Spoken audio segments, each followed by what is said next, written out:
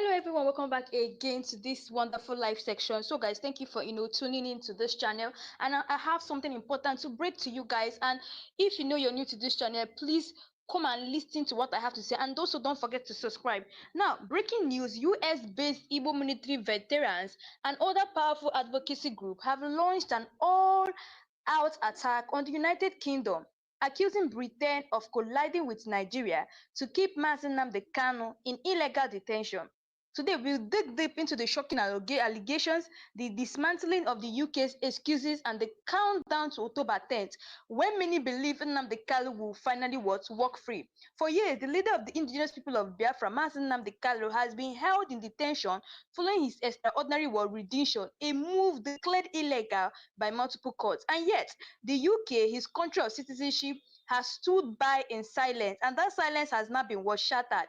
From America to Nigeria, from veterans to human rights activists, voices are rising to call out Britain for what they say is political cowardness and moral betrayal. The US veterans did not hold back, accusing Britain of double standard. They pointed to the UK's own pocket of federal fundamental human rights, its law, its constitution, and asked, if you truly stand for justice, how can you ignore this case? And now, Mpa Contest has fired a powerful shot in the statement titled An Open Apartment: Britain's Blood-Stained Hands in the Prosecution of Nnamdi Kanu. He opened a powerful short statement and said that Britain's blood-stained hands in the prosecution of Nnamdi Kanu, meaning that the Britain's hands are stained in this man's prosecution. Signed by its president, General Abin Dr. Sylvester Onye, the group accuses the UK government of abandoning its duty to protect one of its citizens, choosing political expediency over justice.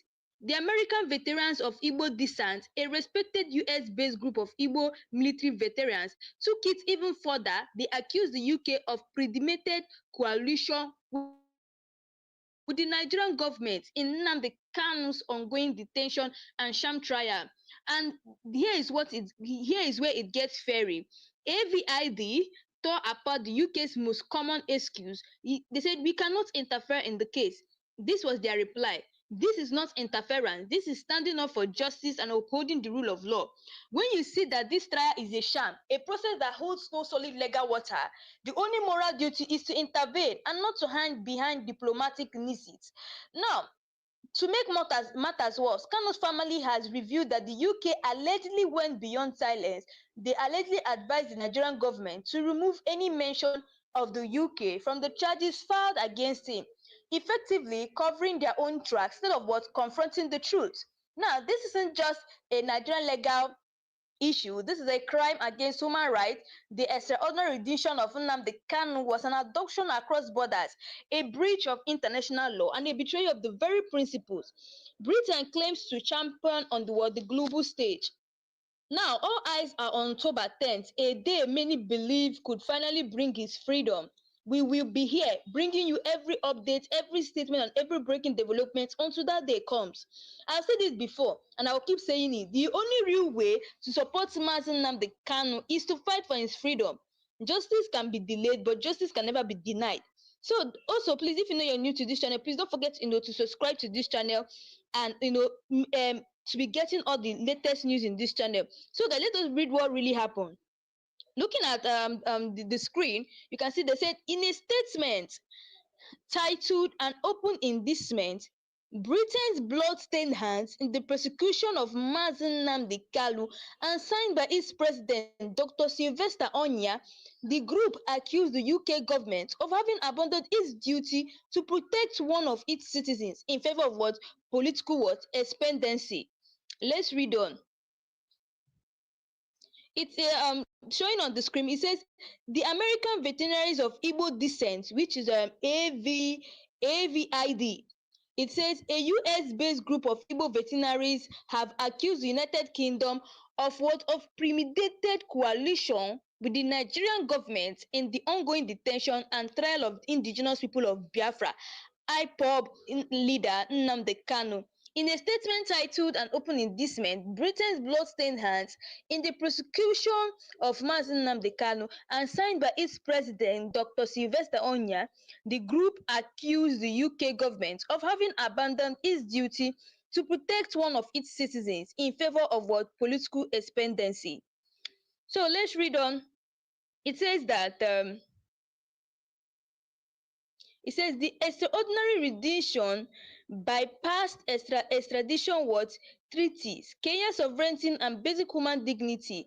Where was your outrage? AVID asks, accusing the UK of offering only a performative whisper before ignoring the matter entirely.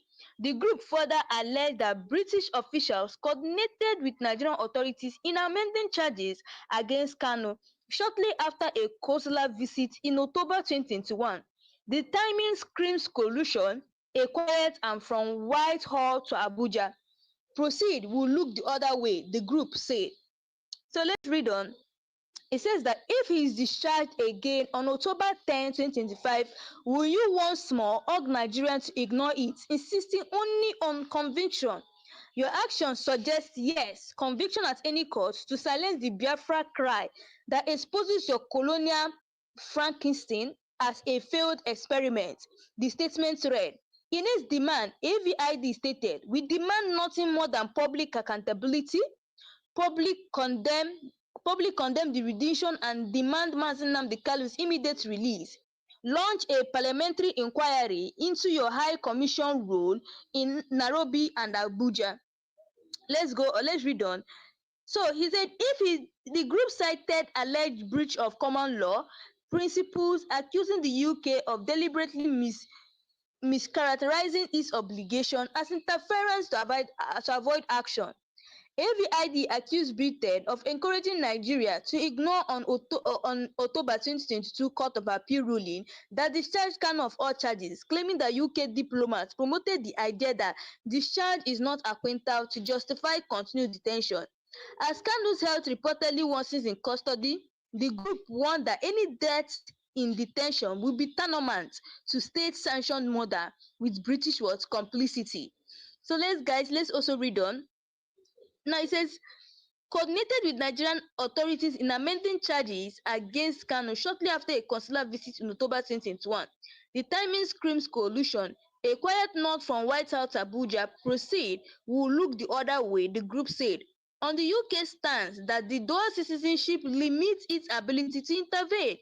AVID counted, British law and your own consular character are clear. Where a UK national faces unfair judicial or prosecutorial action abroad, making a fair hearing impossible. The Foreign Secretary must intervene to protect fundamental human rights. So let's read on, guys. He says, okay, he said this described as a genocide legacy dating back to the Nigerian Civil War. This is not mere indifference, it is premeditated coalition, a continuation of the genocide legacy you inflicted on the Igbo people during the Biafra War, where your arms and diplomacy fueled the slaughter of millions, AVID stated. According to the group, Kanu's adoption in Kenya on June 27, 2021 violated international law, including the African Charter on Human Rights and People's Rights and the UN Convention against torture. You guys have seen that these people, AVID, are against the way the UK is going silent on this Nnamdi Kanu's matter. So let's read on. He said, yet you remain aloof, unpreferred, hidden behind platitudes of non-interference, while actively enabling a subversion of justice that risk of historical vengeance. AVID linked Britain's alleged indifference to what it described as a genocide legacy dating back to the Nigerian Civil War. This is not mere indifference, it is premeditated coalition, a continuation of the genocide legacy you inflicted on the Igbo people during the Biafran War, where your arms and diplomacy, fueled the slaughter.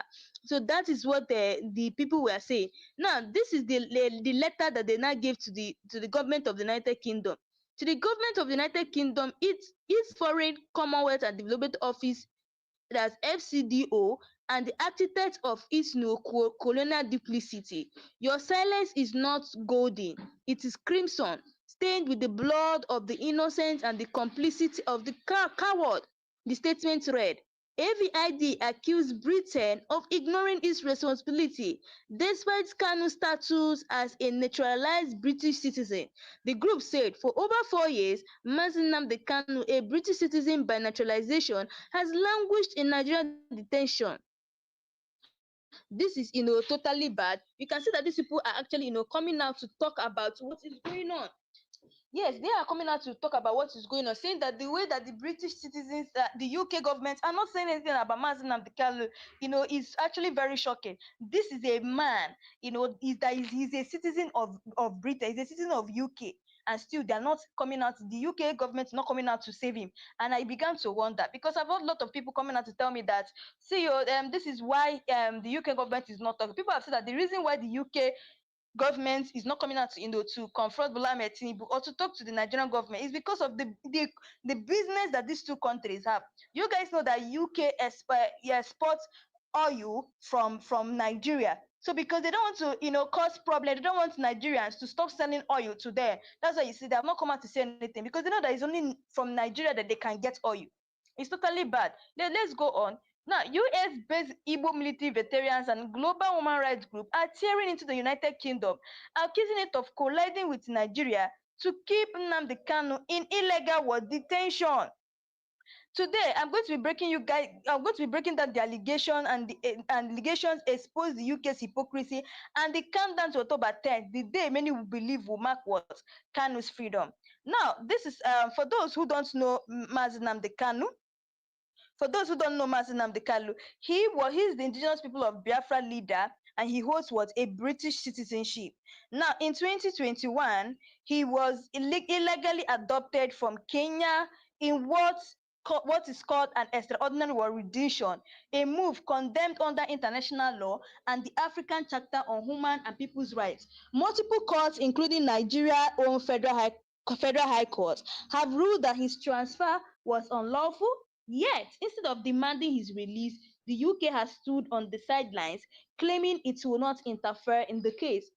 This is where the outrage begins. The UK has a long history of stepping into foreign legal matters to protect its citizens, whether journalists, activism, or even suspected criminals, when they believe due process is being violated.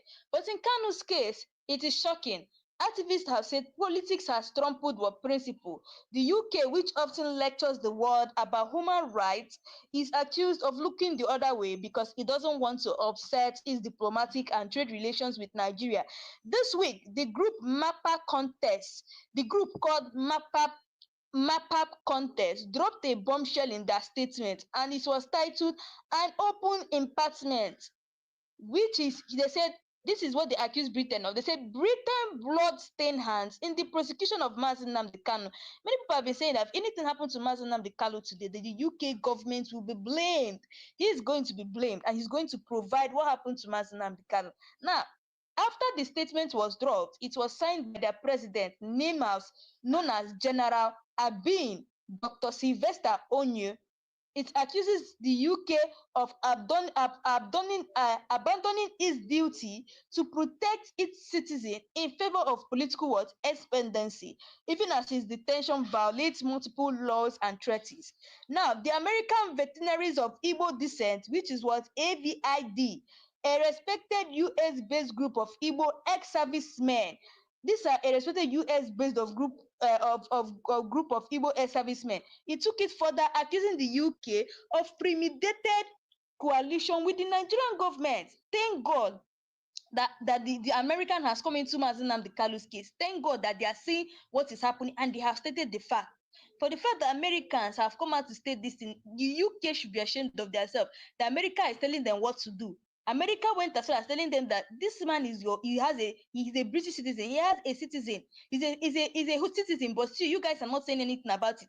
And immediately the American Veterinaries of Igbo Descent, because if you look at what really happened, like I told you guys earlier, that Mazi Nnamdi Kanu's wife, that's Uchechi Kanu, she collapsed and she was taken to the hospital. And I remember when she was sending letters to the UK government telling them that they should do something, that Nnamdi Kanu is a British citizen.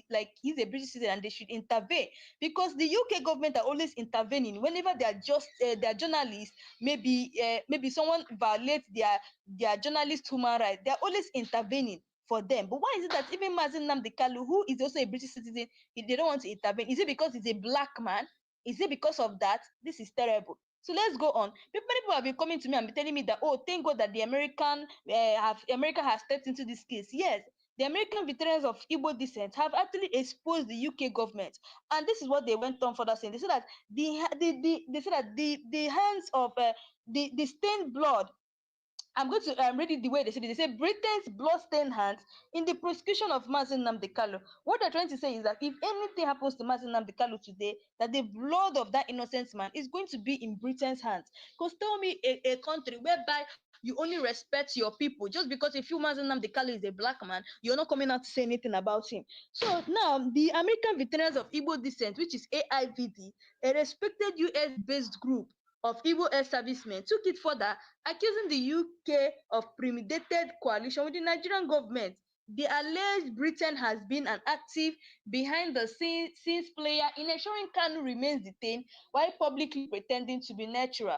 Now, one of the UK's favorite lines is, we cannot interfere in the case. This is what UK is always saying. UK is always saying, we cannot interfere in the case. We cannot interfere in the case. And this is what the AVID told them, which is the American Veterinaries of Igbo descent. This is what they replied the UK government. They said this is nonsense. This is not interference, because the UK is always seeing it as they are trying to interfere in Nigeria matter. This is not about interference. They said this is the AVID said this is standing up for justice and upholding the rule of law. That is the reply that the AVID gave to the UK government. Because the UK government are always saying that they want to interfere. This is not about interference, like upholding, is standing up for justice and upholding the rule of law. And the worst part of it, that the man that they're even treating like this is also your citizen.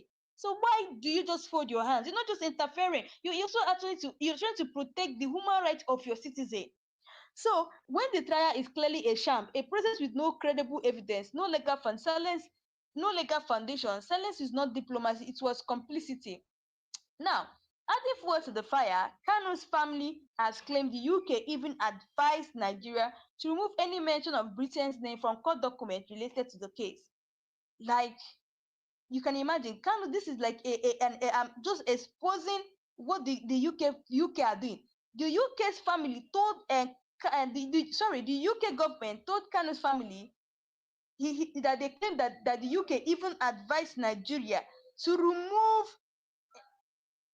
claimed the UK even advised Nigeria. Kanu's family was saying that the UK advised Nigerians that they should remove any mention of Britain's name from court document related to the case.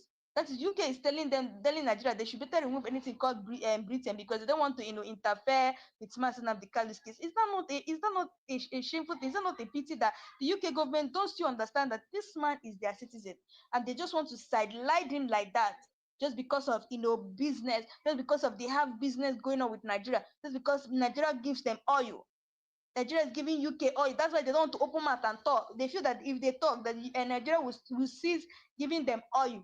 Now, activists believe it is to erase what evidence of the UK's potential role in the legal redemption, shielding itself from future legal and political fallout. People have been saying that the reason why the UK government is telling Nigeria to remove any mention of Britain's name from court document related to Mazen Nnamdi Kanu's case, people have been saying that they believe that that what the UK wants to do is to erase evidence of the UK's potential role in the illegal redemption, shielding itself from future legal and political fallout. Now, this is bigger than what Nigerian politics. Extraordinary redemption without due process is a serious human rights violation under both the UN Convention Against Torture and the Rome Statute of the International Criminal Court. By staying silent and worse, allegedly helping Nigeria cover its track, the UK is violating its own international commitment. Now, across the diaspora, the outrage is growing. From London protests to US rallies, Biafran activists, human rights lawyers, and even some Western politicians are calling for Britain to act. Social media is flooded with messages urging international pressure before October 10th, when Kanu's legal fate could change. Now, October 10th is now a symbolic deadline. Many believe that the courts will have no choice but to release Kanu Others fear political forces will find new ways to delay justice. I've said it before and I'll keep saying it. The only way to support Mazi Nnamdi Kanu is to demand his freedom. Justice can be delayed, but justice can never be denied. The rule of law must prevail. So guys, there's a normal thing we normally do in this channel. So please, I want you, to type in the comment section freedom for Mazi Nnamdi Kanu, so that the Nigerian government will know that we are really serious and we need Mazi Nnamdi Kanu to be released immediately, because that man has really suffered. He has been in detention since 2021. This is like 10 years since they captured him, and he has spent 6 years in what DSS dungeon. Now, this isn't the first time the UK has faced a case of one of its citizens in legal trouble overseas.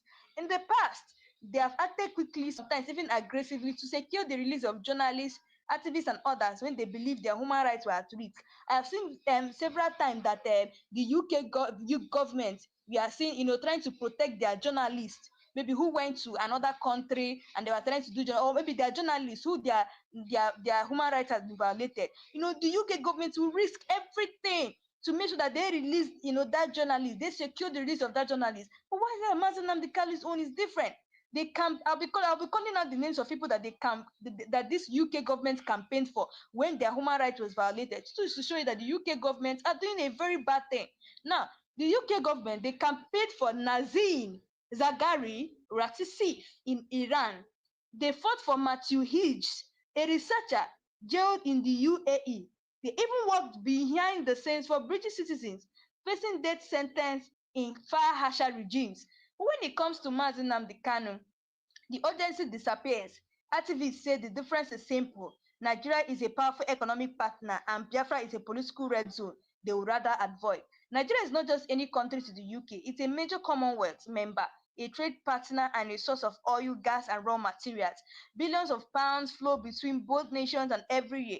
Critics argue that this economic dependency is one of the the UK refuses to confront Abuja over Kanu's case, choosing profits over principle. Legal experts say Kanu case would be escalated beyond Nigeria, and British politics. Options include filing a case at the International Court of Justice against Nigeria for illegal rendition, pushing the International Criminal Court to investigate under the Rome Statute, using the UN Human Rights Council to force the UK to account for its inaction.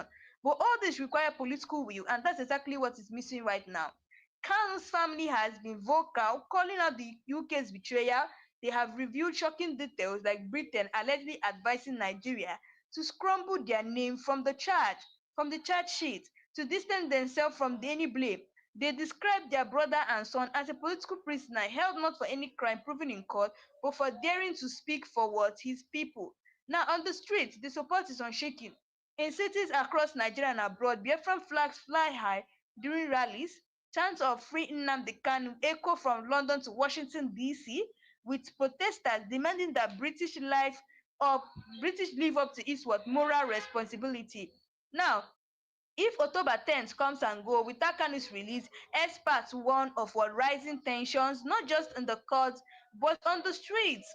It could trigger mass protests, deepen distrust in the legal system, and inflame calls for self-determination even further. Now, at this point, Britain faces a choice: remain silent and watch its credibility on human rights crumble, or stand up, speak up, and prove that justice is more important than politics. Now, I've said it before and I'll keep saying it again in this channel. The only way we're going to truly support Mazi Nnamdi Kanu is to demand his unconditional freedom. Justice can be delayed, but it can never be denied. And when justice is denied, peace is at risk. So please, guys, I want you to please type on the comment section "Free Nnamdi Kanu" and "Justice delayed is not what justice denied." To tell the federal government that this man is innocent and he needs to be released, because like I always tell you guys, we use this platform to agitate for the release of Mazi Nnamdi Kanu. So please do wait to type in the comment section "Free Nnamdi Kanu." So guys, let's actually move on. Now, Kanu's arrest and transfer from Kenya to Nigeria was not a normal extradition. It bypassed due process, ignored court procedures, and violated Kenya's sovereignty, making it a textbook case of extraordinary rendition. Now, under international law, such acts are illegal, and any trial that follows is staying from the start. This is why many argue that the only legal remedy is his immediate release, not a prolonged court battle. Now, Nigeria's 1999 constitution guarantees freedom from unlawful arrest, fair hearing, and protection of personal liberty. But in Kanu's case, every one of these rights has been ignored. Even the African Charter on Human and People's Rights, which Nigeria is born to, forbids this kind of detention. So the question becomes, if the government can violate the constitution so openly, then who do you think is safe? Nigerians abroad, especially the Igbo diaspora, have enormous power. They can pressure foreign MPs, organize media campaigns, and mobilize global protests that embarrass government into action. That is why groups like AVID, which is the American Vegetarians of Igbo descent, are critical. They have access, influence, and the ability to get meetings in Washington, London, and what Brussels. Now, Kanu's detention is not happening in a vacuum. It's part of a decade-long struggle between Nigeria and the Biafran independence movement. Now, a conflict that began in the late 90s and claimed millions of lives. For many supporters, freeing Kanu isn't just about one man, it's about correcting a historic injustice that has been left unresolved for over 500 years. In Nigeria, many mainstream media outlets treat lightly on Kanu's case. Why? Because government pressure, advertising deals, and fear of reprisal mean journalists risk their jobs, or worse, by digging too deep. This media silence makes social media the only real battlefield for truth. Some analysts believe Kanu freedom could already be part of a political bargain. Now, this is the theory. Delay his release until after certain elections or negotiation, using him as a pawn in a bigger game. That is what some people feel. That's what they want to use him to be part of a political bargain. So what they want to do is that they want to delay his release after certain elections or negotiation, using him as a pawn in a bigger game. That's what the Nigerian government wants to use Nnamdi Kanu for. If true, this would mean justice is being traded for political gain. The US has powerful tools like visa bans, economic sanctions, and diplomatic word pressure that could be used to demand fair treatment. The question is, would they act? So far, Washington has spoken softly, but with growing diaspora pressure, America could decide it's time to step in, especially if the UK keeps, dodging responsibility. Now, many people are saying that the America should step in. America started talking about, the detention of Mazen Nnamdi Kanu. They're saying that America should step in since the UK have, taken so long, to be quiet. They have really taken so long to be quiet. So the USA, Donald Trump should step into this case since UK government doesn't want to interfere. Now, multiple reports claim the UK quietly told Nigeria to remove Britain's name from any court documents involving Kanu. It's a pity. So this is why, so they can pretend the matter has nothing to do with them, even though Kanu is a British citizen. This wash our hand tactics is our way for Britain to dodge our diplomatic accountability while still benefiting from its political alliance with Nigeria. If Kanu's extraordinary rendition goes unpunished, it sets a dangerous precedent. Any government could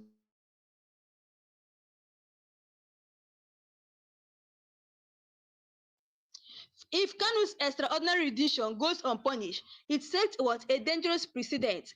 Any government could snatch someone from another country, skip due process, and still put them on trial. This undermines international law and makes everyone, both activists, both journalists, both opposition leaders, vulnerable to political kidnapping. Kanu's lawyers and family have raised alarms about his declining health in detention. Medical reports indicate he's been denied adequate care, which violates not just Nigerian law but the UN standard minimum rules for the treatment of prisoners. Some see this as a slow motion assassination, a way to break his spirit without a direct confrontation. Nigeria's own court hearings have shown the prosecution struggling to present solid evidence. Legal experts say the charges are vague, recycled, and politically motivated.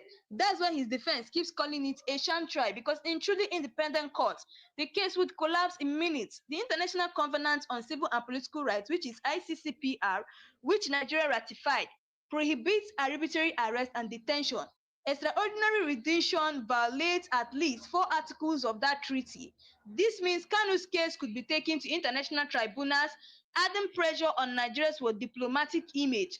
The African Union has mechanisms for resolving such disputes, but in this case, there have been silent critics say this silence is driven by politics. African leaders fear setting a precedent that could be used against them. Now, October 10th is being framed as the final chance for the court to redeem itself. If they fail to release him, it will signal to the world that Nigerian judiciary has been compromised at the highest level. Now, that is just one thing they don't know. Like I always keep telling them, if the UK doesn't want to intervene, then let America, hop into this case and intervene. Since the UK has don't want to intervene, but they should never forget that if anything happens to Nnamdi Kanu, his blood is in their hands.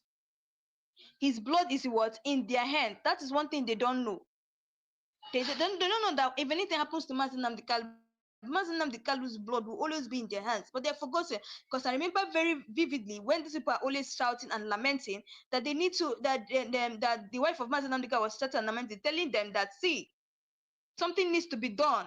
But guess what? They just kept quiet and they ignored this woman. And now this woman is what? This woman was hospitalized. Now, the American veterans of Igbo descent, AVID, are no politicians. They fought in wars, defended democracy abroad, and now they are calling out hypocrisy at home and overseas. When military veterans speak, it carries moral weight. They risk their lives for the very values being violated here.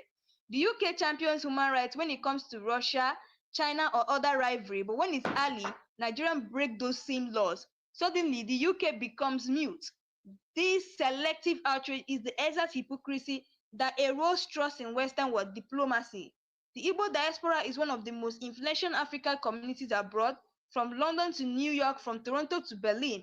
They can leverage political lobbying, protests, and media campaigns to force the conversation into what's mainstream politics. When the UK says we won't interfere, they're ignoring the fact that protecting citizens overseas is a core duty of any government. It's not about politics, it's about fulfilling the very oath British officials swear to uphold.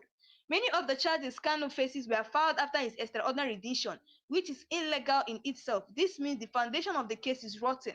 If the arrest was unlawful, everything built on it will collapses. Cases like Nelson Mandela in South Africa and Ken Saro-Wiwa in Nigeria show how governments sometimes jail leaders to silence them. But history remembers them as heroes and remembers the government as oppressors. Kanu's case is following the same script. Groups like Amnesty International and Human Rights Watch have repeatedly flagged Kanu's detention as a violation. The UK ignoring those reports makes them look complicit in a cover-up. Even if Nigeria tries to control the courtroom, they can't control global public opinion. That's why videos, protests, and online campaigns matter. They shift the battle from the whole courtroom to the global stage.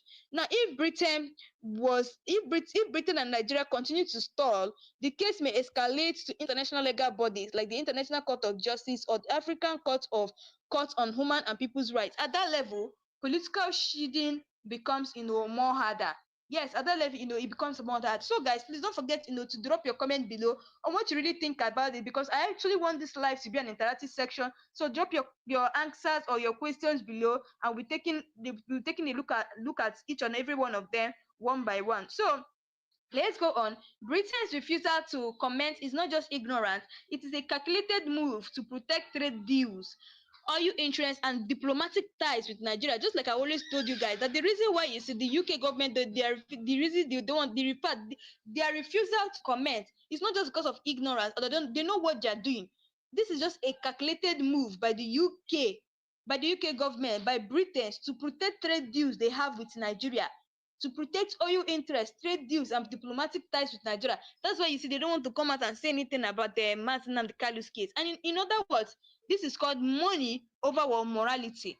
If extraordinary detention and illegal detention go unpunished here, it tells the world any government can kidnap its critics abroad without consequences.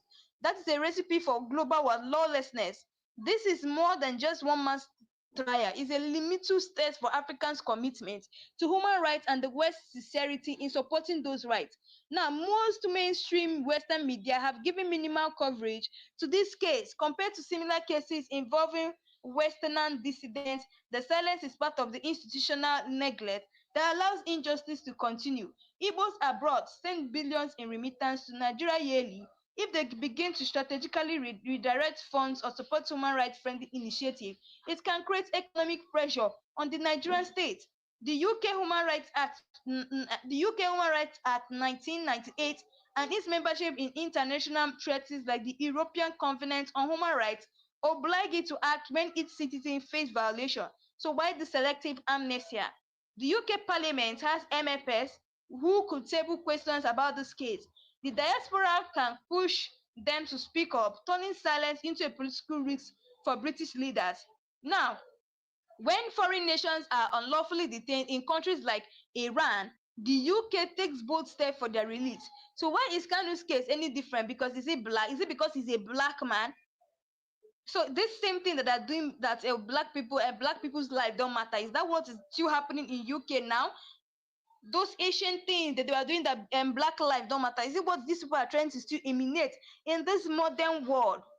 That black life does not matter because he's Igbo. That's the question that the veterans are forcing Britain to answer. What is going on? Why are you guys not saying anything about Nnamdi Kanu's detention? Is it because he's an Igbo man? Is it because he's a black man? Now, this date is becoming a rallying point for justice. If the court doesn't act, the world will be watching, and the narrative will shift from pending trial to political hostage. That is it. If the world is watching, the world is watching what is going to be happening on 10th October 2025, because like I literally told you guys that many people have said that on 10th October 2025 that Nnamdi Kanu is going to be freed. Yes, and if they should just do something about it. If Nnamdi Kanu is not free on 10th October 2025, a lot of things are going to emerge. Like a violence protest may even emerge on 10th October 2025. Now, Britain brags about its special relationship with countries that uphold democracy and rule of law, yet refuses to call out Nigeria for violating those very principles in Kanu's case. Now, this isn't a situation where facts are unclear. Court rulings in Kenya and Nigeria have already declared Kanu's rendition illegal. The UK pretending it needs more investigation is a stalling is what a stalling tactic. Now, these are the reason why all these veterans spoke up. US military veterans understood the cost of fighting for US military veterans understood the cost of fighting for freedom. The moral authority cuts through political excuses. When they confront the UK, it's not noise, it's seasoned warriors speaking truth to power. If Kanu were a British journalist kidnapped by an African government, the UK would have declared a national emergency. This construct exposes a racial bias in foreign policy or priorities. Platforms like Twitter and TikTok are bypassing traditional media silence. Every viral clip chips away at the UK and Nigerians' ability to control what the narrative. Now, targeted boycotts of UK-linked companies or Nigerian government leaked services by the Igbo diaspora could send a financial signal that ignoring Kanu's case has cost.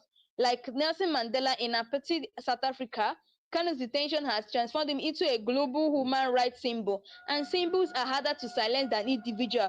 Nnamdi Kanu now is just like a symbol, a global human rights symbol. So this kind of thing, these kind of things are harder to silence. They're harder to silence than individuals. So we're not just talking about an illegal arrest. This case involves extraordinary rendition, which is what an international crime, violation of bail rights, denial of fair trial was guarantees. Now, it's more than a court date. October 10th, 2025 is more than a court date. It's a deadline for justice. Failing to free Kanu will deepen international suspicion that the Nigerian judiciary is being manipulated. The American veterans of Igbo descent are daring the UK to live up to its own values. It's a question of honor, and honor once lost is hard to regain. That is one thing they don't know. An honor that is once lost is very hard to regain. People are always saying that UK likes interfering with a country that upholds their laws, rule of law. But why is it that they are doing this to their own citizens? The UK silence may be tied to economic deals with Nigeria, oil, trade, and investment. Human rights take a backseat when money is on the table, and it's totally bad. From parliamentary debates to global media, the details of Kanu's case are public. The UK Foreign Office knows the fact. Pretending otherwise is calculated as avoidance. Kanu rendition violates the UN Convention Against Torture, the Commonwealth Charter, the African Charter on Human and People's Rights, and yet the UK, a signatory, stays mute. Now, supporting a citizen right is not interference, it's a legal duty under the UK's consular protection obligation. Mainstream British media barely covers Kanu's case. This silence is not accidental, it's what shields the UK government from public outrage. The American veterans of Igbo descent are vowed to keep confronting the UK until Kanu is free. The persistence is a nightmare for politicians hoping the issue fades. Kanu's family revealed that the UK advised Nigerians to remove Britain's name from court charges, proof of converting what police school was shielding. Behind the politics, there's a man they denied his health, his voice, and his freedom. A reminder that this isn't Ashrat, it's personal. The UK once stayed silent on apartheid South Africa until international pressure, first action history is repeating itself with Kanu. From London to Houston to Johannesburg, the Igbo diaspora is uniting in protest, proving this is no longer a Nigerian issue but an international justice movement. So guys, I want you guys to actually please listen to what the lawyer of Nnamdi Kanu has to say about this case and the reason why this man is still in detention, the reason why they're still keeping him in detention. And I'll be right back. And also, please don't forget, to share your thoughts below, because I'll be right back with taking a look at you guys' answers, and we'll be talking about and be treating them one by one. And many people have been telling me, oh, finally, yes, thank God the American has actually moved into Nnamdi Kanu case. So what we are expecting is freedom is near. So guys, when the president calm down, the reason Nnamdi Kanu have a discussion with him. You have been having a discussion with bandits and the so-called repentant Boko Haram. Tell me the offense of Nnamdi Kanu. Because he's agitating for self-determination, which is his own constitutional fundamental rights granted to him by the Constitution and the law. Well, the government's angle is not because of the agitation, because they know that everyone has a right to agitate. But they said the way he was going about it, like and then people were being incited. Well, that's even not what I'm what of the one the wife of the president incited people during the election? The wife of the president, he incited people that Igbo should go. What of the one Oba of Lagos said that Igbo should go and fall into lagoon? What of those that came out and said that Igbos will not vote? If you are not voting for APC, you will not vote. What happened to them? Has anybody been arrested? That Nnamdi Kanu said something, then you now term that thing he said as is a terrorist, is a crime of terrorism. You charge him for terrorism. His own lawful organization that is registered in almost all the whole countries in America and Europe and Asia, and you now came to Nigeria, you term it a terrorist organization. Now you are now saying that now that IPOB is being recognized in almost all the whole countries in America and Europe. So you are now saying that America, France, Germany, they are recognizing a terrorist organization because you don't want anybody to agitate. You want to suppress anybody. If you talk, kill him, suppress him, jail him. In a country that is predicated on constitutional governance, it cannot work like that. Okay, let's get back to the ministerial nomination of Bianca Ojukwu, because you said he took away one from Anambra and brought in another. But remember that the president took away the minister based on the KPI results that came out, which he was not even the one, that did the evaluation. It was the result given to him, with which he did that, meaning that if actually the minister had performed, above board in the KPI, he wouldn't have had any reason to remove her rather. Now, still on that ministerial list, we have 48 of them, am I right? And we have 36 states in this country, including FCT 37. So, apart from Southeast, that have only 5, every other region have more than 6, apart from Southeast. Now, check since 1999, we have been having series of presidents. Let's use what is going on now. The president is from where? Vice is from where? Speaker is from where? Senate President is from where? CJN is from where? Court of Appeal President is from where? National Industrial Court President is from where? Chief Judge of Federal High Court is from where? And they are saying that the people of Southeast belongs to this country. Are you sure Max, are you sure you're not? I mean, it's just like what I said too. I mean, isn't it time we started to be less sentimental about this diversity? We have to apply it now. We are saying that the only people that are qualified to hold this position, nobody from South is qualified.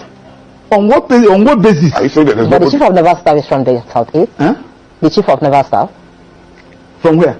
I'm talking about the key position. Number 1 person, number 2 person, number 3 person, number 4 person, number 5 person. The key position, we have 3 arms of government: the executive, the judiciary, and the parliament. You can never see anybody from Southeast there. Now, the point we are talking about is that when I'm not even talking about, I'm in court about lopsided appointments. Okay. I can avail that my process because I did an intensive research in that process. File it, asking court to view whether this particular appointment, whether this particular governance is in line with Federal Character Establishment Act, an act of National Assembly that said that you should carry everybody along. Section 14 of the Constitution also said that you should carry everybody along. And they are not doing all these things. You are telling me that, yes, now that you have removed Kennedy Hanele and they are now brought in Bianca Ojukwu, that the people of Southeast will jubilate. Are you talking to idiots? Look at the people that you are talking about. Let me start with the source. in football, the people that have made Nigeria proud are the people of Southeast.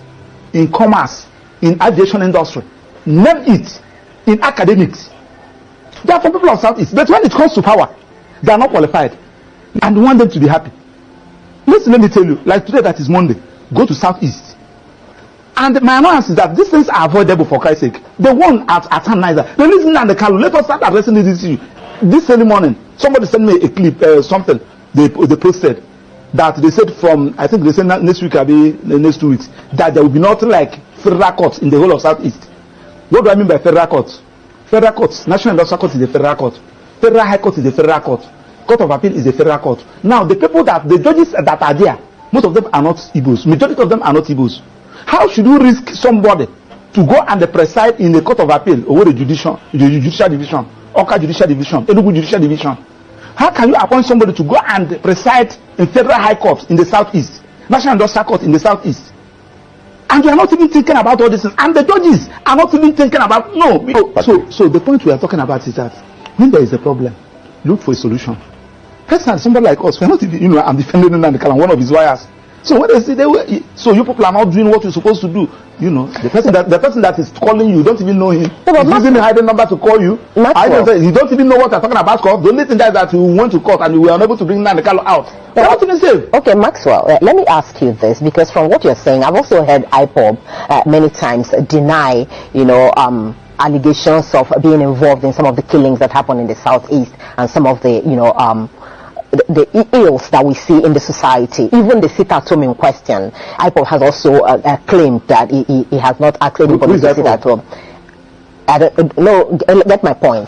So the point I'm making is that from what you're saying, it would look as if what you're actually trying to say is that it's because Nnamdi is being held, yes, that is why, the ills in the society in the Southeast has escalated. Does it have anything to do with him?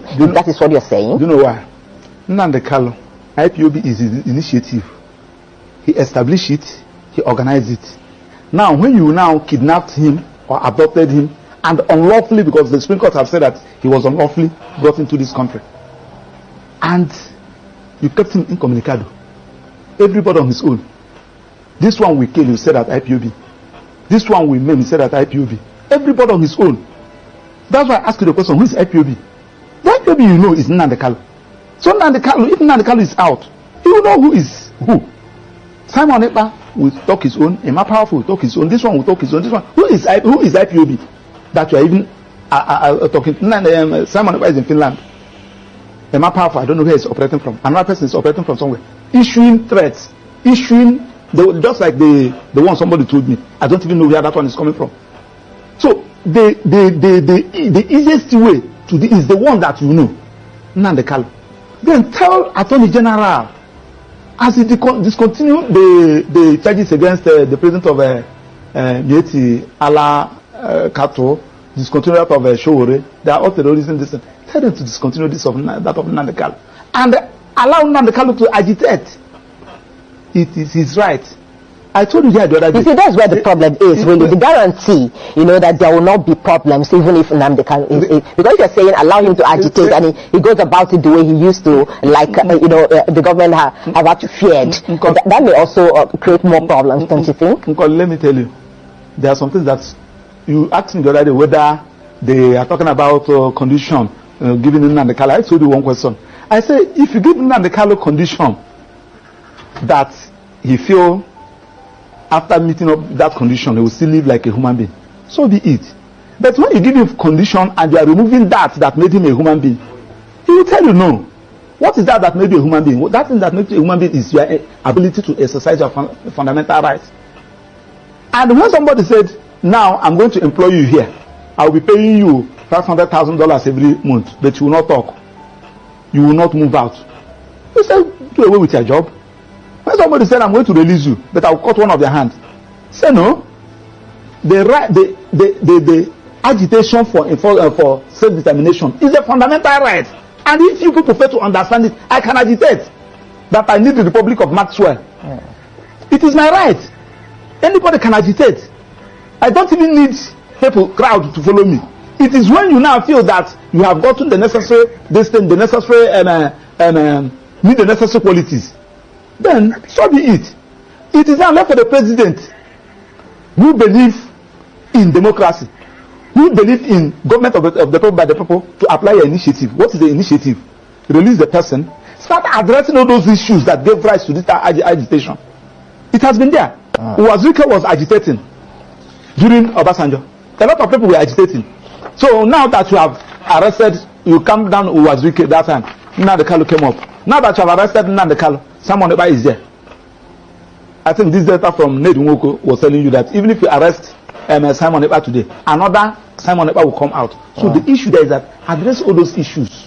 Right. So for you, it's not about ministerial appointment. No. That one. Okay, that one is a complete distraction. That one should not even come in. Okay. After turning in now, let Bianca. So today I'm wearing two hats. I'm speaking on behalf of. So today I'm wearing two hats. I'm speaking on behalf of Nnamdi Kanu. I'm also speaking on my own behalf. My name is Aloy Ejimako. I'm the special counsel to Nnamdi Kanu and the indigenous people of Biafra. And I'm speaking to you from a location in Nigeria. The man, Nnamdi Kanu, is well known. He's everywhere. He's on Wikipedia. He's an internationally acclaimed freedom fighter. But there's just a few things I need to tell you about him. What brought him to limelight was the formation of the indigenous people of Biafra in the United Kingdom in 2012. Simultaneously, he also founded Radio Biafra. And these two organizations were aimed at one thing: liberation for the people of Biafra, or restoration of the former Republic of Biafra that went defunct in 1970. The right to self-determination is a right that is guaranteed internationally, domestically, and continentally. It's within the black letters of Nigerian law at Article 20 of the African Charter on Human and People's Rights. The right to self-determination is guaranteed. So the formation of IPOB did not break any law. Not laws of United Kingdom, not international law, not Nigerian law. But guess what? When Nnamdi Kanu, who was born in Nigeria, but who acquired British citizenship later on, came to Nigeria in October 2015, the government of President Muhammadu Buhari, which had come to power in May, decided to arrest him. He was not arrested between 2012 and 2015 because the government of the day at that time understood that self-determination is not a crime. But the government that came into power in 2015 in May decided that self-determination is going to be treated as a criminal activity. So he was arrested in Lagos.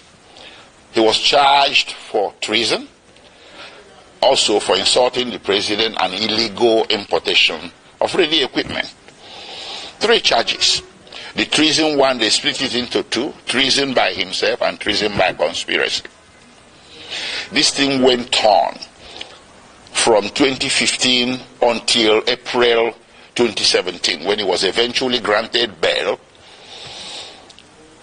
So he was detained for nearly 18 months. After granting him bail, he returned to his ancestral home in the southeastern part of Nigeria, and he was enjoying his bail when suddenly, between 10 September and 14 September 2017, the Nigerian army, without any justification whatsoever, levied lethal, massive military operations against Nnamdi Kanu's ancestral home. That day, he was sitting at home with so many people, his family members, including his 2 elderly parents. The attack was lightning, it was a bleakridge, it was massive, and it was not the type of an attack you will expect a national military force to levy on a civilian location. But they did. At the end of the day, 28 people lost their lives. Nnamdi Kanu sustained injuries. His parents sustained injuries as well, but somehow, by the grace of God, they all managed to escape. From there, The rest is history. And because there was a national and international manhunt for him by the security forces, which rules of engagement was to shoot, not to maim. If you see Nnamdi Kanu, if you encounter him anywhere, shoot not to maim. Not to maim, but shoot to kill. That's what they went there to do on 10 September, but they didn't succeed. But it went on. They went on in a manhunt. So Nnamdi Kanu was forced to flee the municipal boundaries of Nigeria in search of safe haven overseas.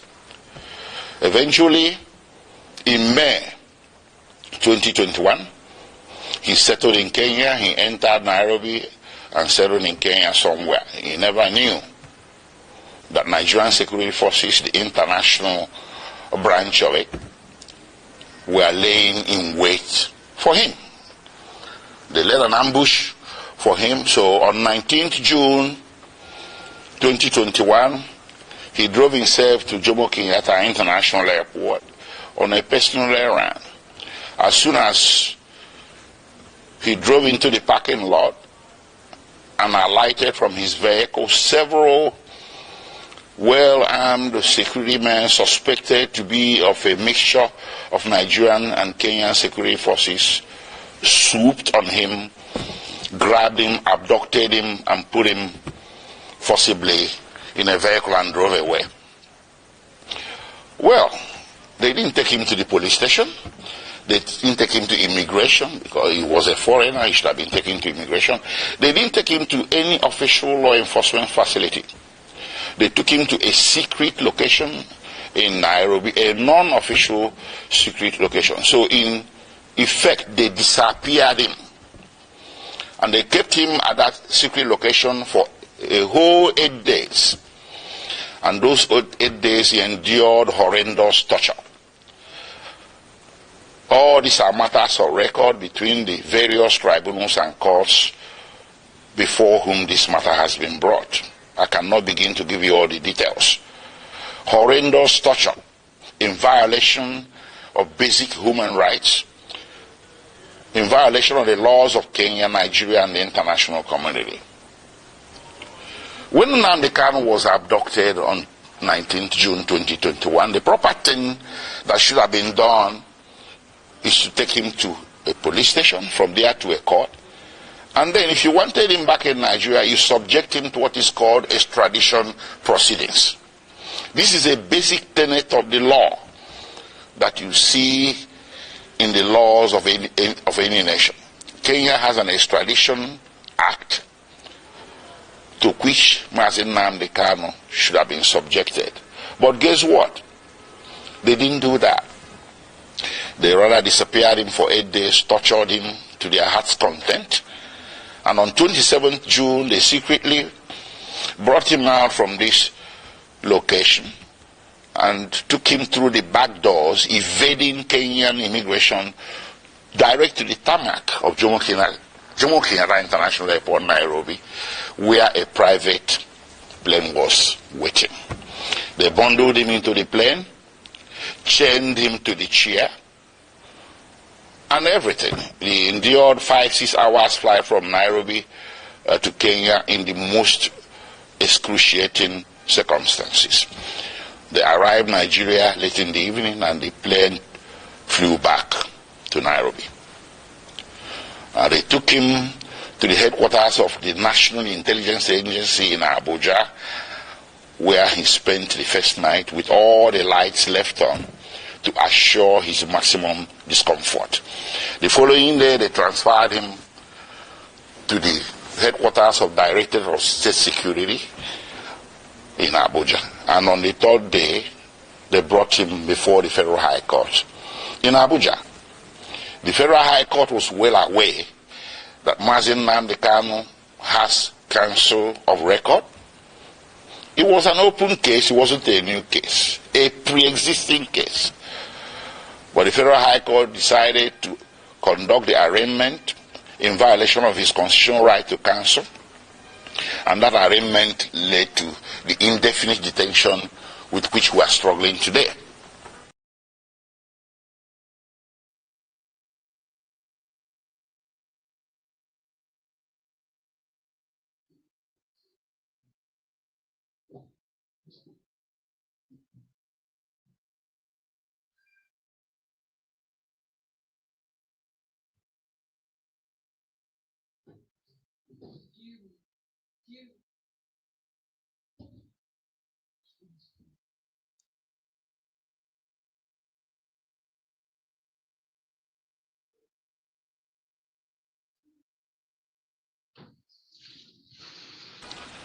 Anyways, taking you back a few steps, the little military invasion of 2017 was not unrequited, judicially speaking. I took the matter before two tribunals, or a tribunal and a court. First, I took it to the African Commission on Human and People's Rights, which rendered a decision in March 2018 condemning the action and calling it a violation of the African Charter. And they wrote to the President of Nigeria, they wrote a letter to the President of Nigeria requesting him or directing him. They used diplomatic language, but the decision was there that what you did is wrong, so you need to roll it back. You need to reverse everything you have done, which includes declaration of IPOB as a terrorist organization and hounding their members as criminals. The African Commission held that what Nigerian government was doing was persecution, not prosecution. That the IPOB and its members simply possess an inconvenient political opinion which the Nigerian government was seeking to suppress by means of punishment of some sort. And they asked or directed Nigerian government to reverse itself. Nigerian government never did. Rather, it escalated. Well, subsequently, I went to a local court, a high court in Abia State in eastern Nigeria. I sued the Federal Republic of Nigeria, the Nigerian Army, and other parties who were Confederates in that attack of September 2017. And in January 2022, fortunately for us, we won. The High Court made an order. The High Court reached a judgment that what happened to Nnamdi Kanu in September 2017 was a flagrant violation of his constitutional right to life and constitutional right to his privacy. And the court proceeded to make an order ordering the federal government of Nigeria, or Federal Republic of Nigeria, to pay him a compensation of 1 billion Nigerian naira, which is over $1 million US. The court also ordered the Federal Republic of Nigeria and the President of Nigeria to issue a public apology to be published in 3 national Nigerian newspapers to Nnamdi Kanu. None of this has happened. So we kept that aside. So when they brought Nnamdi Kanu forcibly from Kenya without extradition proceedings, I characterized it an act of extraordinary rendition. Initially, there was a misunderstanding, a broad, widespread misunderstanding by vast majorities of Nigerians who were mouthing the cliche, Nnamdi Kanu extradited from Kenya. No, that was wrong. It wasn't. I told people it wasn't. It was extraordinarily renditioned or rendered, and that is against international law, Kenyan law, and laws of the Federation of Nigeria. So while his criminal trial was making its way slowly at Abuja, with all the several amendments the government was bringing, they walked away from treasonable felony, insulting the president, importation of radio equipment, and bam, to terrorism. That's how it happened. And they did this 7 times. 7 amendments. If Nnamdi Kanu was guilty, why is it taking so long to bring him to trial between 2015 and today? That is 8 years. So what he's undergoing is not really a judicial trial. It's a trial by ordeal. Trial by fire. Imprisonment before conviction. They just want to get as many years of jail time out of him as possible, because they know that with the evidence available, conviction will be impossible. And that was made worse by the extraordinary rendition, which I took also as a civil violation to a federal high court in Nigeria. And in October 2022, the federal high court came down with a judgment that extraordinary rendition was a violation of his constitutional rights, his fundamental rights, and they awarded him 500 million Nigerian naira. That's about $800,000. So all around, everywhere that this matter has gone to, including in July 2022, before the Human Rights Council at the United Nations, the Human Rights Council, United Nations, came down with an opinion that what happened to Nnamdi Kanu in Kenya and that brought him to Nigeria is a very grave violation of international law. And they directed that he should be released unconditionally. And of course, the Court of Appeal in Nigeria did come down with a similar judgment in same October 2022, discharging Nnamdi Kanu of all charges and bearing any further trial of his person in any court in Nigeria as a consequence, as a direct consequence of the extraordinary rendition. So what more can you ask for a man to deserve his freedom? How many have I counted?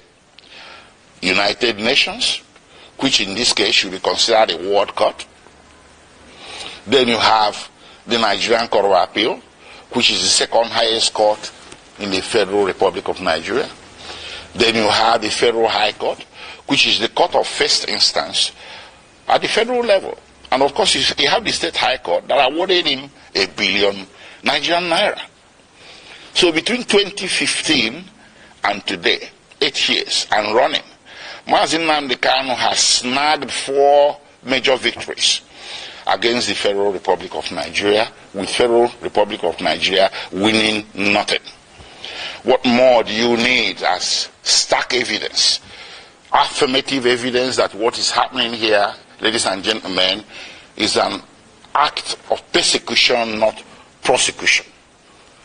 It's time to end it. On his behalf, I will ask all men and women of goodwill everywhere in the world to speak up. There was this saying about Jews. When they came for the Jew, you said nothing.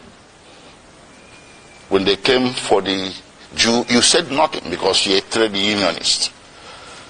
Then when they came for the trade unionist, you said, well, I'm a scientist. You said nothing. They took the Jew, they took the trade unionist. And then when they came for the scientists, nobody spoke for you. Nnamdi Kanu is a poster boy for all the injustices that a great race, the Igbo people, and their cousins in the former eastern Nigeria have been subjected to since the founding of Nigeria. These injustices became more public because since 2015 they have been escalated. So how do you fight back? You fight back by telling the system, I want out. I want my own country is not a crime. It does not require a bullet. It doesn't require muscular military law enforcement. What it requires is sitting across the table and talking about it. A lot of nations have been founded on referendum. That's what Nnamdi Kanu and the just. So guys, you guys have listened to what the lawyer of Nnamdi Kanu said, right? We are all looking for a referendum, and all these things that are trying to, even what the UK government is doing, trying to see all his possible, he doesn't want to interfere in Nnamdi Kanu. People have been telling him that if anything happens to Mazi Nnamdi Kanu, his blood is going to be on your head. Anyway, guys, that's all we have for today. Also, please don't forget to drop your comments below. And also, if you know you're new to this, you're just coming across this channel for the first time, please do well to subscribe to this channel, like and share, and also share this this live section. So, guys, don't forget that he'll be coming to court on 10th October 2025, and I'll be giving you guys latest updates. I know news about Mazi Nnamdi Kanu. So, guys, thanks for watching, and see you guys again in my next live section.